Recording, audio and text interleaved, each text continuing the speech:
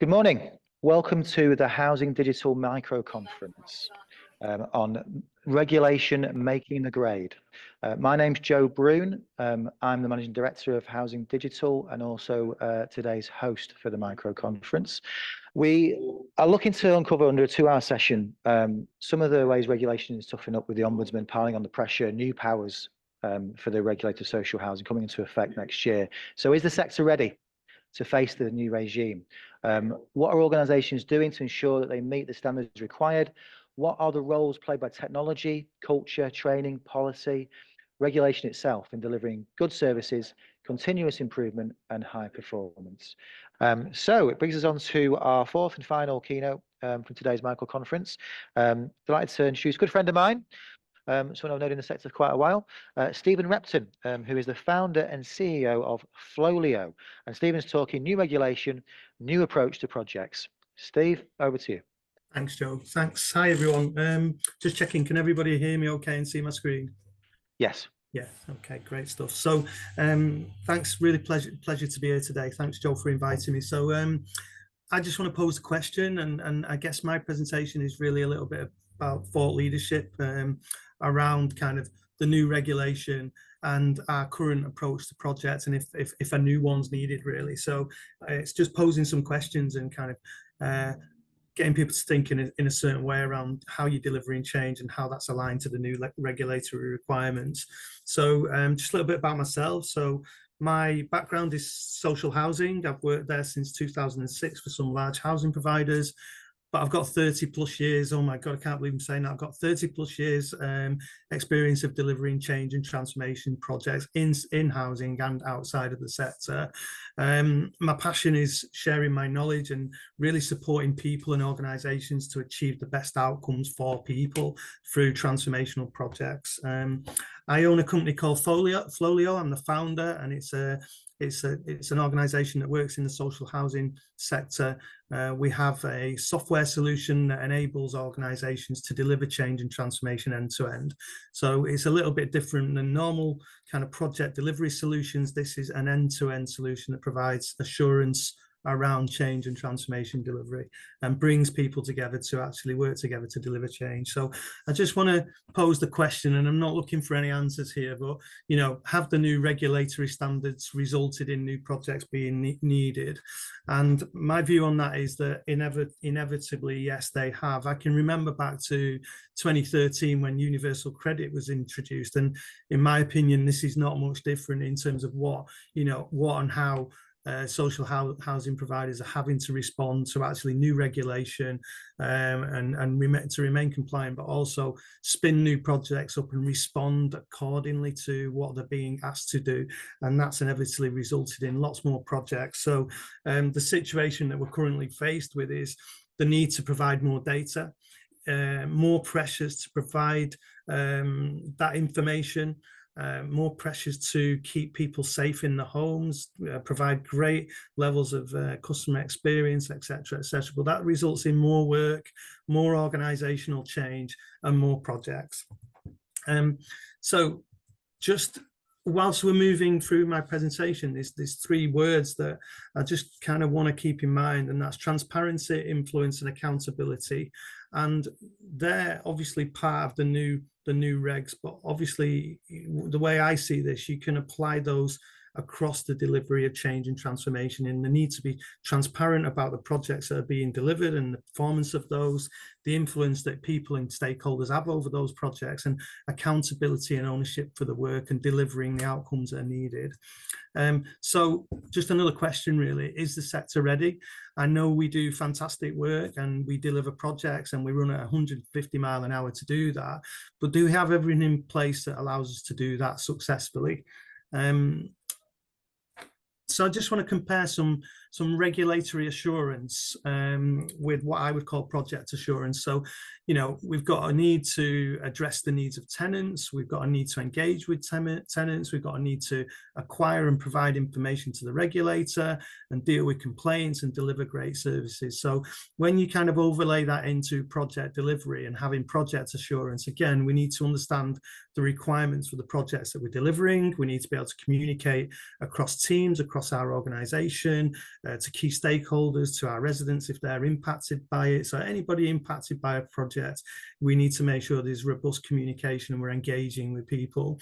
But we also need to be able to measure the performance of the projects that we're delivering as well, to see what's working and what isn't, and make some informed decisions based on what insight and information is telling us about the projects that we're working on, and then deliver the best outcomes as a result of those projects. And working in the sector, I've seen many projects delivered really well, but I've also seen projects delivered because of several different challenges and made it really difficult to deliver what people really wanted as an outcome. And that's a real issue, I think, in being able to have that oversight. So projects are easy. I'm sure everybody will agree, or not. I definitely don't agree. But what's the problem with projects? The real world is the problem. So we've all got legacy systems, you know, we'll all continue to, although we're implementing new systems, there's lots of legacy systems still out there in the housing sector. There's a need to provide data on tap. We've got data quality issues. There's data all over the place. There's a need to respond to deadlines. We've got competing priorities and resources.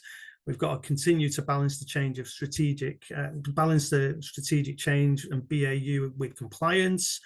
We've got skills, capability and capacity issues, retaining staff, etc., etc.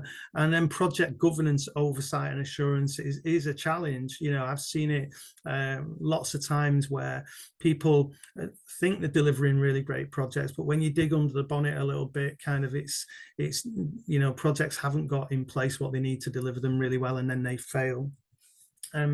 So the impact is that most organizations use some sort of framework and tools to deliver projects. But a lot of projects get failed and abandoned, and that wastes funds, it disrupts services, and it impacts lives. The net result for me is that impact on lives. So we've got an impact on residents and customer service, but we've also got an impact on the people that are delivering projects as well, the teams and the people that we're putting in positions to deliver projects, and in pressures and the stresses that, you know, they're under to actually deliver what's needed. And when projects fail, that does have an impact on people. Just some stats: 83.8% of projects failed to meet time or budget targets. That's a staggering figure. And 75% of executives anticipate that their projects are going to fail before they've even started, because they've not been appropriately kind of set up or got a robust business case. So there's an expectation that projects do fail. And that's a mindset-led thing, I think, and a cultural approach issue that can be tackled. Failing projects introduce a high risk of not being able to meet the regulators' requirements. So if we've got to spin new projects up to respond to the regulators' needs, and we're not doing them in a really well-governed way, then there's a chance that projects will fail and we may not meet what the regulator's asking us to do. So the impact of that, and I call this the pyramid of pain, is the impact on reputation, the impact on resources and retaining people, and the risk that that introduces into an organisation. And there's multiple points of failure in projects that cost money, waste time, waste resources, disrupt service, impact people and impact lives. And then there's the regulatory impact that's overlaid across the top of that as well, that just adds more pressure. So what challenges do we see in projects? Performance and data, having visibility of individual projects and their performance, and, you know, being able to use data to step in and support people to put things right. That's a real challenge for people, because there's not, you know, reporting dashboards and information easily available that tell us how projects are performing. Big reliance on people. Having a portfolio visibility and transparency across all of our projects in an organisation is a real challenge for some organisations. Strategic misalignment, so working on projects that we might not need to do. I see many organisations spending time and resources delivering projects that are not going to achieve a strategic outcome. And then we've got competing priorities across an organisation. There's multiple solutions to manage projects, so there's never been one end-to-end solution that puts everything into one place, that makes everything visible and gives data and insight around what's going on across projects. So we're using things like Excel, Microsoft Projects, Monday.com, Jira, but you've still got to gather the data out of all those systems and manipulate that data to tell us how those projects are performing. Controls and governance, I've already spoken about.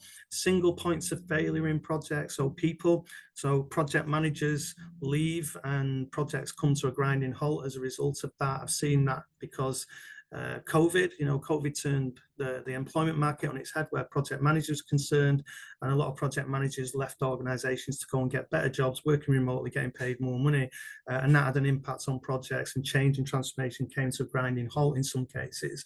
Ownership and accountability in projects. Communication can be an issue, stakeholder engagement and support, siloed working across projects and project teams and not bringing dependencies together, competing resources, skills and knowledge and pressures to deliver. So skills and knowledge is a really interesting one around equipping our people and investing from within.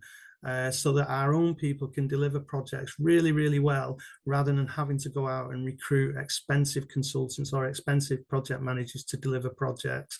There's very rarely an organization that kind of, from a project management perspective, will bring people through the ranks, apprentices and stuff like that, and train them up.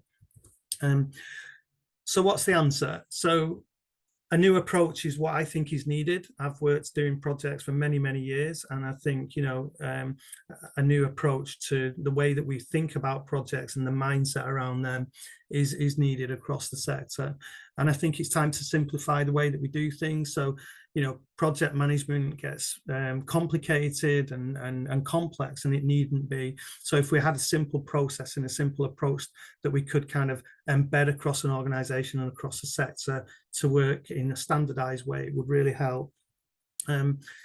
So what can help? A process that works. So an easy to use method. So people use things like Prince2, they send staff on training courses, expect them to come back and embed a Prince2 methodology in an organization, and that doesn't work because Prince2 is very theoretical, it's not hands-on, and it's very difficult to get buy-in from other people around an organization in those kind of methodologies.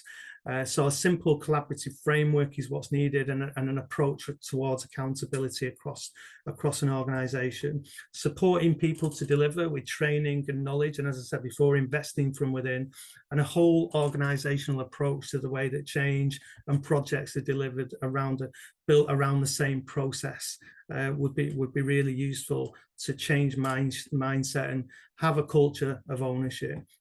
And then a software program, having the right tools to do the job, software that puts everything in one place, brings everybody together to deliver, and gives oversight and assurance of our kind of all the projects within an organization.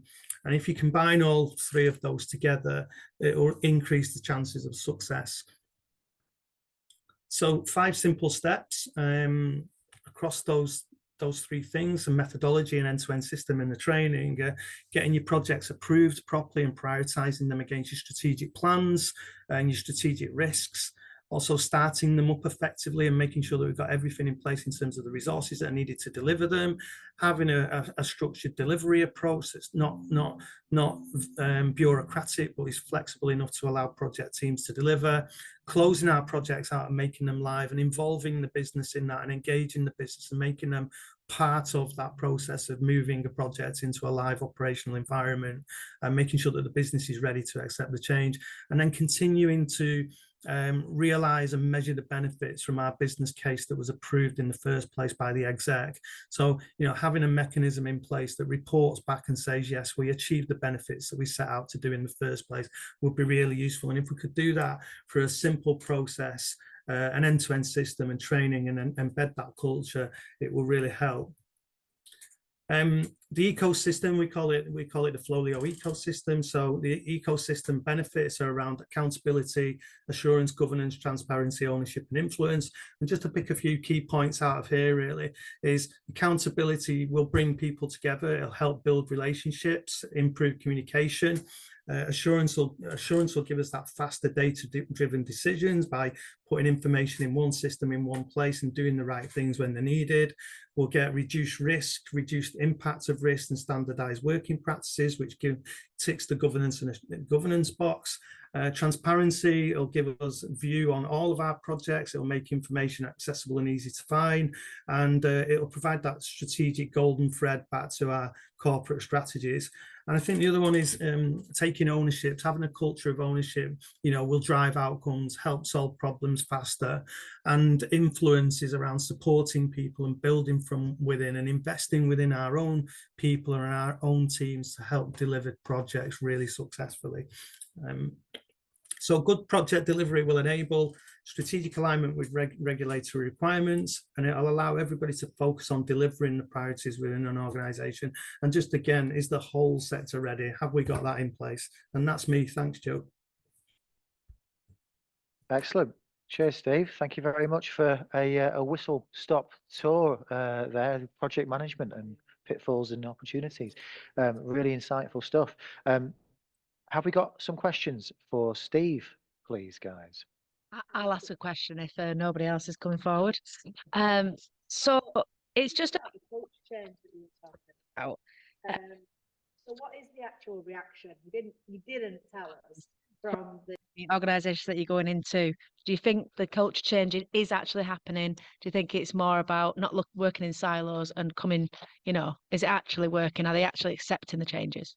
It's a really great question, Jill. I think lots of organisations work in different ways when they're delivering change. Some do it extremely well. Others, there is always room for improvement. I think what we're seeing quite a lot is that people think that they've got good governance in place, but when you kind of look at it in detail, there's things that are missing and gaps, and there's always areas for improvement. The one key thing for me is that there's no system in place. There's no end-to-end system that allows an organisation to deliver change really effectively. And if we could put that into the sector and the sector could use that as a whole, then we would deliver projects much more successfully. And that's just based on experience, really. So what we tried to do at Flowleo is we've designed the methodology, we've designed the training, and we've designed the system that is based on the same methodology, and it's proven to work. And for the clients that we've rolled it out to, they're now they're embedding that methodology, and they're delivering change really effectively through that. Excellent, thank you. So thank you to our four keynote speakers today. First of all, we heard from Selina White, the Chief Executive of Magna, who provided a good overview of Magna's experience of the regulator's inspection process. They had little time to prepare, so advise that you can never start too early. It's beneficial for the regulator as they get to see you as you are. Overall, it was a positive experience and provided the team with key insights. You can't rely on the information given, said Leanne from BTP Architects. You have to check it. The industry, including the regulator, is still finding its feet with the regulatory environment, but she ran through what her practice is doing to keep on top of the new requirements. It includes things like materials tracker,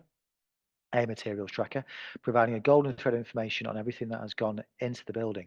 Collaboration is, of course, critical, and compliance is everybody's responsibility. We then heard from Josh Davis, the head of operations at Chirpy Heating, who explained about the coming changes to regulation of heat networks. Some 66% of networks are in the social housing sector. There's a lot of work to be done to comply with the coming new regulatory regime, but he talked through what providers can do to ensure they meet the new rules.